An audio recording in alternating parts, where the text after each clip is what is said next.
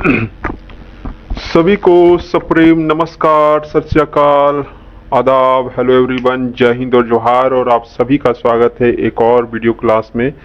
और इसके आप टाइटल से, इसके थंबनेल से भी आपको अंदाज़ा लग चुका होगा कि आज हम किस के बारे में बात करने जा रहे हैं। ठीक है, तो चलिए बिना किसी अतिरिक्त समय के जाया करते हुए हम आगे बढ़ते हैं। चलिए मित्रों, थोड़ा सा हम आज जो आगे वाली सिविल कोर्ट असिस्टेंट एग्जाम है, ठीक है, व्यवहार न्यायालय आधारित जो सहायक परीक्षा होने वाली है, उसके बारे में हम लोग थोड़ा सा कुछ चर्चा करते हैं।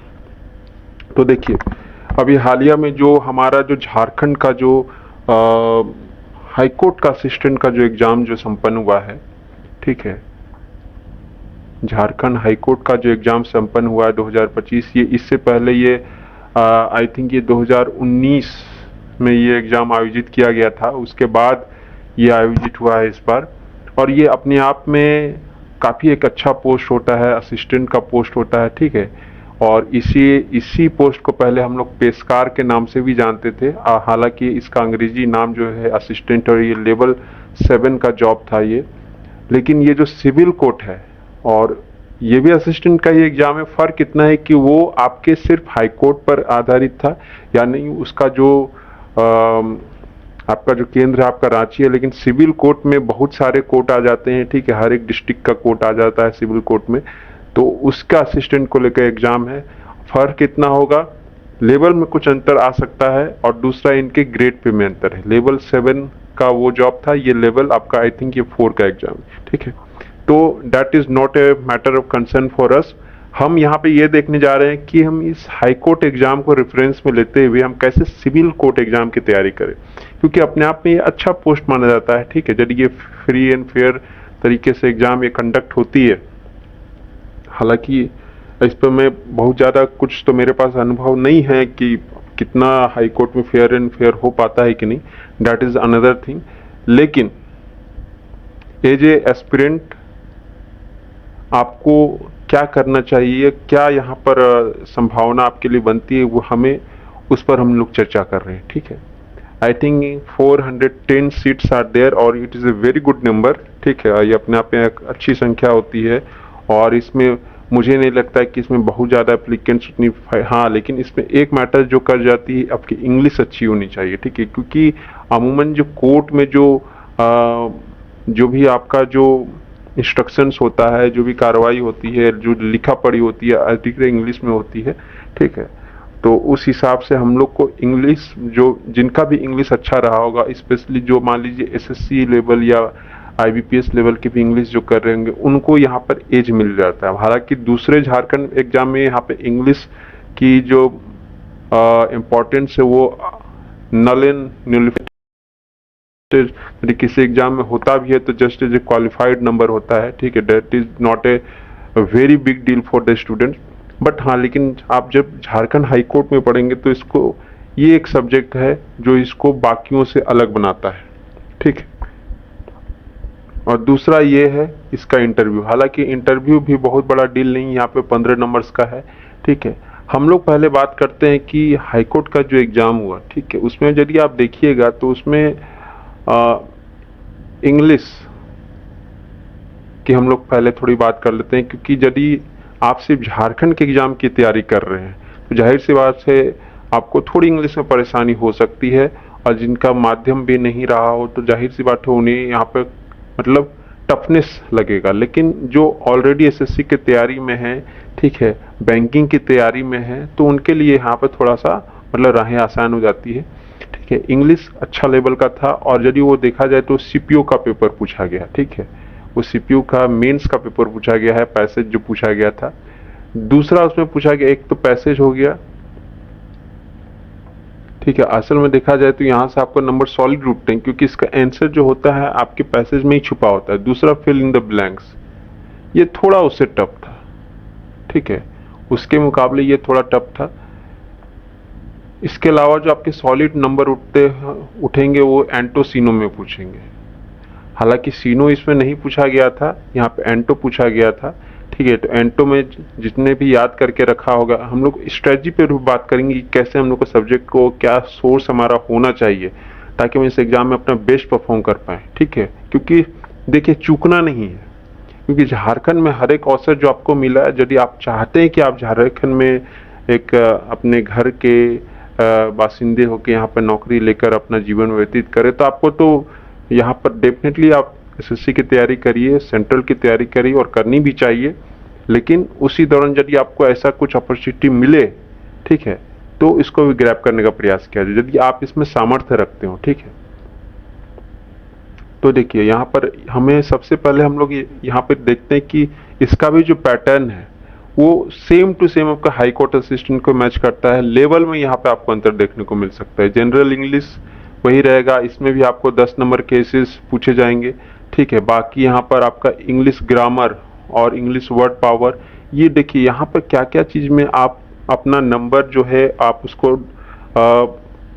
मतलब क्या बोले उसको आप फिक्स कर सकते हैं, मतलब अच्छा नंबर आप ग्रास्प कर सकते हैं। पहला एक इंग्लिश कंप्रहेंशन, ये वाला जो पोर्शन है, ठीक है।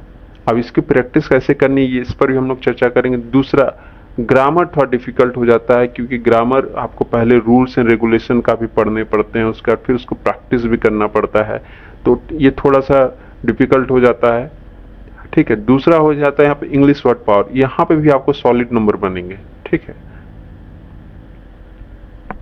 जैसा कि इस बार देखिए 5 से 6 सवाल आपको पूछे गए। दूसरा इंग्लिश ऐसे राइटिंग, ये तो जो जान रहे हैं उनके लिए भी थोड़ा सा टफ हो जाता है, क्योंकि आपको उतने ही समय में आपको ऐसे भी लिखना है, तो that is not a very fair deal. दूसरा है जीके, आप तो ऑलरेडी पढ़ ही रहे होंगे। दूसरा मैथ और रीजनिंग भी अच्छा ठीक ठाक पूछा गया है, ठीक है। तो अब हम यहाँ पे सवाल हमारे सामने ये उठता है कि भैया हम इंग्लिश को लेकर कैसे आगे बढ़े, ठीक है। इंग्लिश को लेकर हम लोग कैसे आगे बढ़े, तो देखिए पहली बात मैं बताऊंगा कि आप इंग्लिश में कुछ सोर्स को यहाँ पे फिक्स कर लीजिए, ठीक है। पहला एक सोर्स जो है, यदि आपके पास समय है, आप यदि अच्छा वाकई में करना चाहते हैं, तो जाहिर सी बात है आपको ग्रामर भी अच्छा करना पड़ेगा। उसके लिए आप नीतू मैम की जो प्लिंट टू पारामाइंट बुक आती है, ठीक है, वो ग्रामर की जो बुक है, वो काफी पुरानी बुक है, और उसका तोड़ अभी भी, मतलब मैं ये नहीं कह रहा कि और अच्छी बुक नहीं है बाजार में, है, लेकिन बिगिनर से यदि आपको अच्छा करना है, खासकर हिंदी माध्यम भी बच्चे चाहते हैं कि वो अच्छा करे, तो उस बुक की सहायता वो ले सकते हैं, ठीक है। इसको आप कर सकते हैं। इसमें जितने भी ग्रामर के जो खासकर इस आपको वॉइस में आपको काम करना है, ठीक है। दूसरा आपको नरेशन भी अच्छा से देखना है, ठीक है। तो ये सब टॉपिक आपको देखने पड़ेंगे, लेकिन फिर भी इसमें जो आपका जो वैल्यू फॉर आउटपुट है वो उतना नहीं मिलेगा जितना कि आपको कंप्रहेंशन में मिलेगा, ठीक है। तो कंप्रहेंशन के लिए आप क्या करिए कि जो पीवाईक्यू जो आते हैं, ठीक है, इंग्लिश के यदि एसएससी एग्जाम्स की जो भी पीवाईक्यू होगी, या फिर यदि आपके पास आईबीपीएस एग्जाम का भी पीवाईक्यू होगा जिसमें कंप्रहेंशन, मुझे लगता है ये आपको एसएससी एग्जाम के बुक में मिल जाएगा, तो उसको आप प्रैक्टिस करना शुरू करिए, ठीक है।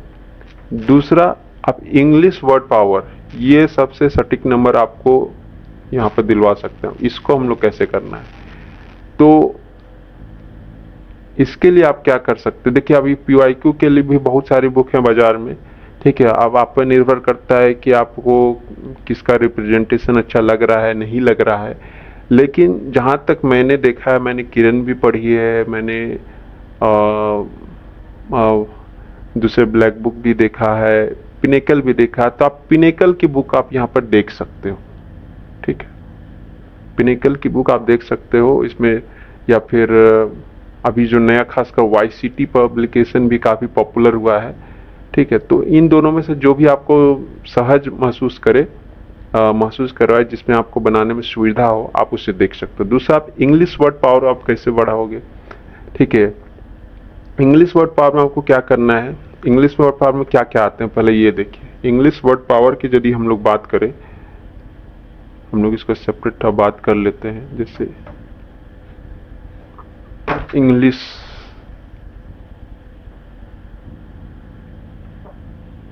Word power. इसमें क्या क्या कंपोनेंट्स होते हैं? पहला तो जाहिर सी बात है आपका एंटो, जिसका कि आप देख चुके हैं एग्जाम में, एंटोनीम इसको हम लोग बोलते हैं। दूसरा हो गया सिनोनिम, यानी सेम मीनिंग वाले, ठीक है, समानार्थी हम लोग जिसको बोलते हैं, इसको हम लोग हिंदी में विपरीतार्थक शब्द बोलते हैं। दूसरा फ्रेजल वर्ब हो गया, ठीक है, और तीसरा आइडियम्स एंड फ्रेज हो गया, जिसको मुहावरा भी बोलते हैं। तो ये जो बेसिक कंपोनेंट है, ये मिलकर पूरे एक इंग्लिश वर्ड पावर का निर्माण करते हैं। हालांकि इस एग्जाम में आपको सिर्फ एंटो ही पूछा गया है, लेकिन हो सकता है कि आपको सिविल कोर्ट में फ्रेजल वर्ब भी पूछ दे, आइडियम्स एंड फ्रेज पूछ दे, या एंटो ना पूछ के सिर्फ सीनो ही पूछ दे, ये भी हो सकता है। तो सबसे पहले हम लोग यहाँ पर देखें कि एंटो सीनो को कैसे करें। तो इसमें आपको क्या करना है, आप यहाँ पर कोई भी PIQ बुक उठाइए, ठीक है, SSC की, और यदि SSC प्लस IPS बैंक की मिल जाए तो और अच्छी है, क्योंकि जो बैंक का जो इंग्लिश का लेवल है थोड़ा सा और अच्छा होता है, ठीक है। कंप्रहेंशन में भी यदि आपको बैंकिंग का पेपर मिले कंप्रहेंशन के लिए तो उसको भी आप ट्राई कर सकते हो, ठीक है। लेकिन मुझे लगता है कि ये हाई कोर्ट का एग्जाम नहीं है, चूंकि सिविल कोर्ट का एग्जाम है, तो आप SSC लेवल के भी आप कर लोगे, अच्छे से प्रैक्टिस कर लोगे, तो दैट इज क्वाइट एनफ। तो यहाँ पर क्या करेंगे हम लोग, एंटो में हम लोग PIQ देखेंगे। आप जो भी बुक उठाइए, आप पिनिकल भी इसमें ले सकते हो, और वोकेबुलरी के लिए बहुत बढ़िया बुक है जो मैंने भी पढ़ रखी है। हालांकि दूसरी चीज़ों के लिए मैंने पिनिकल पढ़ी है, लेकिन इस पार्टिकुलर वर्ड पावर के लिए मैंने ब्लैक बुक भी खरीदा था, और दैट इज़ क्वाइट इम्प्रेसिव। काफ़ी बढ़िया बुक है, काफ़ी इसका प्रेजेंटेशन बढ़िया है। तो आप इसमें क्या करो कि 2016-17 से जब से TCS एग्जाम ले रही है, और जब तक अभी तक उसने लिया है, उसके जितने भी आपको एंटो सीनो आपको मिलते हैं, आप उसको धड़ल्ले से याद करना शुरू करो, ठीक है। और उसमें भी मैंने आपको ट्रिक बताया था पिछले क्लास में कि आपको वर्ड पावर में एंटो सीनो में कैसे काम करना है, ठीक है। आपको यदि कुछ यहाँ से नहीं समझ में आ रहा था, आप उस वीडियो को भी एक बार थोड़ा सा देख लीजिएगा। उसके बावजूद भी आपको डाउट हो तो आप हमें कमेंट डाउन करिएगा, ठीक है। आप इसमें पहला आपका मतलब प्रायोरिटी ये होना चाहिए कि 2016 से टिल नाउ बेस्ड आपको सिनोनिम पूछे गए हैं, ठीक है, या फिर फ्रेजल वर्ब पूछे गए हैं, आइडियम्स एंड फ्रेज पूछे गए हैं, ठीक है।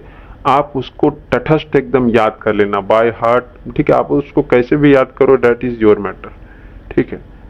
आपको यदि लगता है कि नहीं ये हमें कहाँ मिलेगा, कैसे मिलेगा, तो उसके लिए भी मैं आपको बता दूंगा, लेकिन मुझे लगता है कि आपको मिल जानी चाहिए, ठीक है। ऑनलाइन भी यदि आप खोजोगे तो आपको ये बुक अवेलेबल हो जाएंगे, ठीक है। आपको इतना तो करना ही पड़ेगा, क्योंकि इंग्लिश में आप ऐसा नहीं है कि मैथ और सिर्फ रीजनिंग के भरोसे आप जा सकते हो, ठीक है। वहाँ पर चलो हो सकता है कि आप 30 में 25, 26 या 27, 28 तक ले, और GK में तो बहुत श्योर शॉट हम कह भी नहीं सकते। लेकिन यदि मैथ रीजनिंग के बाद यदि कोई फेचिंग आपको दिलवाएगा, आपकी नैया पार लगा सकता है, तो इंग्लिश ही लगा सकता है। तो यहाँ पे हम लोग इंग्लिश को भी ऐसे देखना होगा, ठीक है।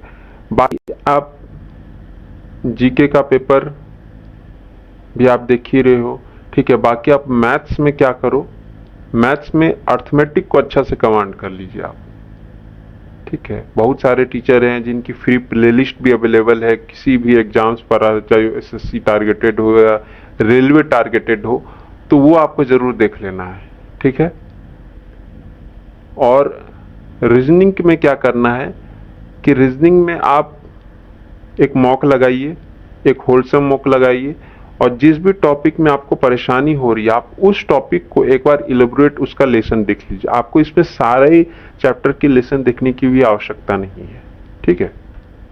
और इसके अलावा हम लोग क्या करेंगे, इतना तो ये हो गया पार्टिकुलर सब्जेक्ट वाइज, लेकिन इससे भी और देखिए, जब तक किसी एग्जाम के हम लोग PIQ को नहीं देखेंगे ना, तब तक PIQ को प्रैक्टिस नहीं करेंगे, तब हमें कॉन्फिडेंस भी नहीं मिलता है।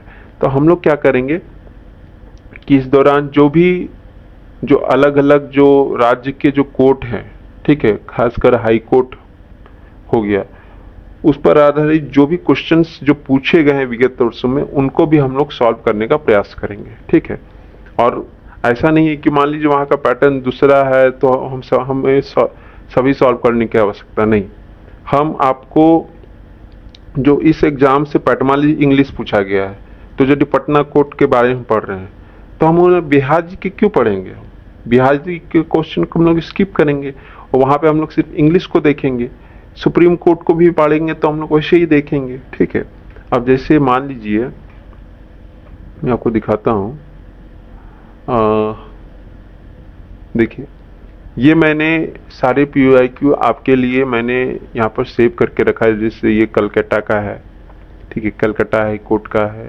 ये आपको झारखंड का है, जो ये आपका उड़ीसा के, देखिए इतने सारे हाई कोर्ट के आपको एग्जाम्स के मिल जाएंगे, ठीक है। पटना हाई कोर्ट के आपको इतने सारे क्वेश्चंस मिल जाएंगे। टोटल इसमें आई थिंक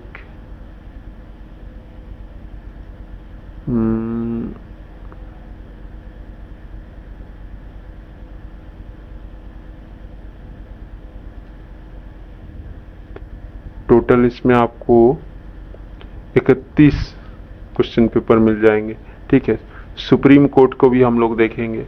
तो जितना ज़्यादा से ज़्यादा हम लोग PYQ बनाएंगे, आप अपना कंसेप्ट एक तरफ से देखते जाइए और आपके पास इनफ टाइम है। आप एक पेपर भी यदि सॉल्व करते हैं रोज, ठीक है, वीक में मान लीजिए आप 4 से 5 पेपर भी आप सॉल्व कर पा रहे हो, या अल्टरनेट डेज में भी आप एक एक पेपर सॉल्व करते जा रहे हो, तो आपके पास एक कॉन्फिडेंस बिल्डअप हो जाएगा, ठीक है। अब इसमें भी मान लीजिए हम लोग सबसे पहले सुप्रीम कोर्ट के पेपर को प्रायोरिटी देंगे, ठीक है।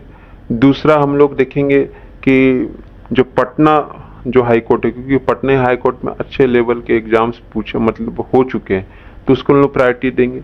उसके बाद यदि आपके पास लगता है कि आपके पास समय बच रहा है, तो आप दूसरे राज्य के कोर्ट के एग्जाम्स के पेपर को भी आप लोग देख सकते हैं, ठीक है। और ऐसा भी नहीं है कि आपको सारे क्वेश्चंस बनाने की आवश्यकता है। मान लीजिए आप कोई क्वेश्चन बहुत सिंपल है, एज इट इज बन रहा है, आपने देखा कि नहीं पूछा जा चुका है, हमारा पहला प्राथमिकता तो ये होनी चाहिए कि वैरायटीज ऑफ क्वेश्चंस को हम लोग निकाल सकें। बाकी जितने भी हमारे जो PYQ हैं, मतलब कोर्ट आधारित एग्जाम्स में, ठीक है, मान लीजिए एक ही क्वेश्चन रिपीटेड है एक ही तरह का, तो उसको हम लोग स्किप कर देंगे। इससे होगा क्या कि हम ज़्यादा से ज़्यादा PYQ पर आधारित अपने जो पैटर्न को क्वेश्चंस को क्रैक कर पाएंगे, ठीक है। तो यही हमारा स्ट्रेटजी अभी तक के लिए फिलहाल होना चाहिए। और आप लोग भी देखिएगा कि आपको ये स्ट्रेटजी कैसी लगती है, हमारी रणनीति आपको कैसे लगती है, ठीक है। और इस पर आप लोग अमल करने का प्रयास करिए। बेशक आप अच्छा करिएगा, बशर्ते एक स्ट्रेटजी को चुनिए और इस पर अमल करिए, ठीक है। तो ये हमारा आज का एक छोटा सा डिस्कशन था इस हाई कोर्ट के मतलब सिविल कोर्ट के एग्जाम्स को लेकर कि हम कैसे आगे बढ़ेंगे। और यदि आप चाहते हैं कि इस पर भी हम कोई सीरीज लेकर आए, ठीक है, कि मान लीजिए PYQ सीरीज ही लेकर आए, कि आप चाहते हैं कि नहीं हमें आप सारी PYQ करवा दो पटना हाई कोर्ट के या सुप्रीम हाई कोर्ट के आधारित, ठीक है, जिससे हमें जानने में भी मदद मिलेगी, तो आप कमेंट डाउन करिए। बेशक आपको उसकी भी मतलब यहाँ पर सहायता की जाएगी, ठीक है। तो right now I am shining of. तब तक आप सब स्वस्थ, मस्त और सकारात्मक कार्य में व्यस्त रहें और एक ऐसे समाज का निर्माण करते रहें जिसमें आसपास के बच्चे, बुजुर्ग और महिलाएं सहज और सुरक्षित महसूस करते रहें। जय हिंद, वंदे मातरम।